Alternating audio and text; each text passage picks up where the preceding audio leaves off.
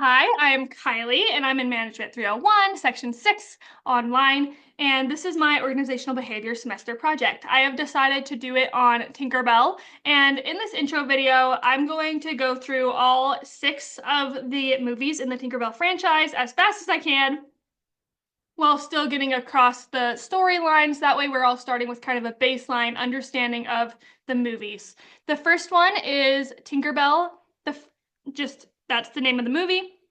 And it opens up where we meet Tinkerbell, who's the main character, obviously, and she is a tinker fairy. This means that she creates pots and kettles for all of the other fairies to use, do it for their talents, and to transfer things to the mainland where they go to turn winter into spring. This is the time period that we're operating in. We're supposed to go turn winter into spring very, very soon, and Tinkerbell is super excited until she finds out that tinker fairies don't go to the mainland because they don't really have a job there. Their job is there in Pixie Hollow. So Tinkerbell sets out to change her talent so that she can go to the mainland. She enlists all of her friends to teach her their talents, but it all goes so badly that by the time she gets to Rosetta, the one in red, who is a garden talent fairy, she tells her that she's not going to teach her because tinkering is what she should be doing because she's really, really good at it, and everything else has gone very badly. Because of this, Tinkerbell still wants to go to the mainland, so she enlists local Mean Girl's help, Vidya, to try to help teach her how to be a garden fairy. Vidya tells her to go capture the sprinting thistles because not even garden fairies can really do that. So if she can do it, that means that she deserves to be one of them.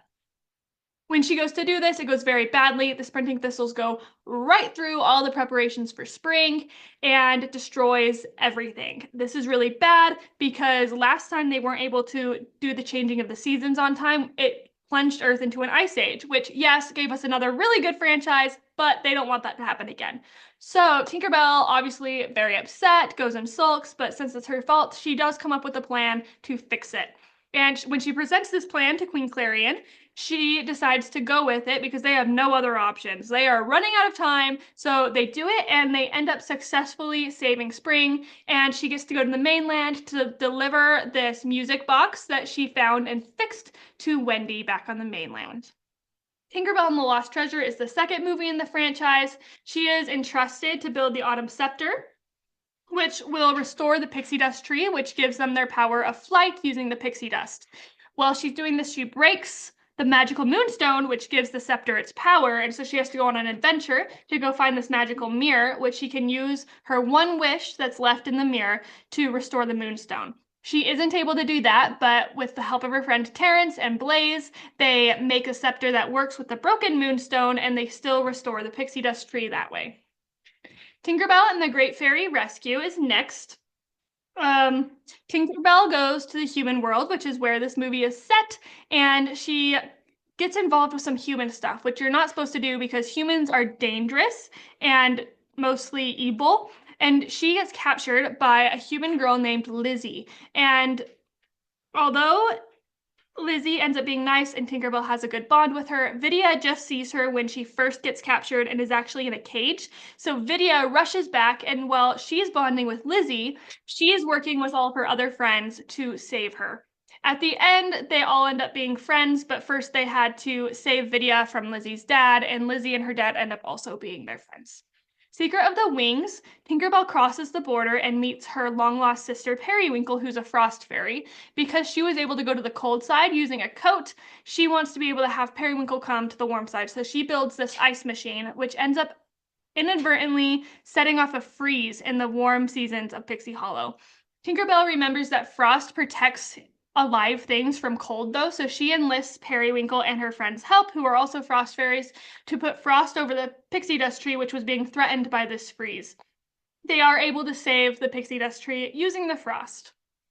The pirate fairy, we are introduced to a new character named Zarina. She is a dust keeper fairy and she likes to tamper with pixie dust, which is definitely not allowed. She ends up creating different colors of pixie dust, which correspond to different talents of fairies. And when she has that pixie dust on her, she can actually wield the talents of other fairies.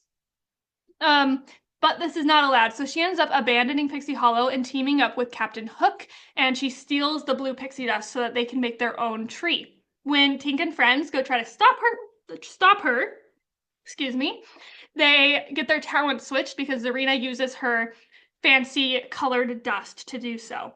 Zarina works with Captain Hook until he betrays her, so she teams back up with the fairies, gets the dust back, and they return it to Pixie Hollow. Last but not least is Tinkerbell and the Legend of the Never Beast, which follows her friend Fawn, the animal fairy. Fawn discovers this Never Beast who looks really scary and names him Gruff, and against warnings from others, she befriends him and learns about his kind, gentle nature. Um, he's doing some weird stuff, which makes everyone else feel like he is really dangerous and out to destroy Pixie Hollow. But he ends up not. He was actually doing the weird stuff to protect Pixie Hollow from a lightning storm that was on the way. He wakes up like every 1,000 years or so to do this. And after that, he goes back into hibernation. So at the end of the movie, he does go back into hibernation. And that's the end of my summaries for my intro video. Hopefully I got through it fast enough. I tried to go fast. Hopefully I covered all the points that were really needed. And we all have kind of a baseline understanding. And I will see you in the first part.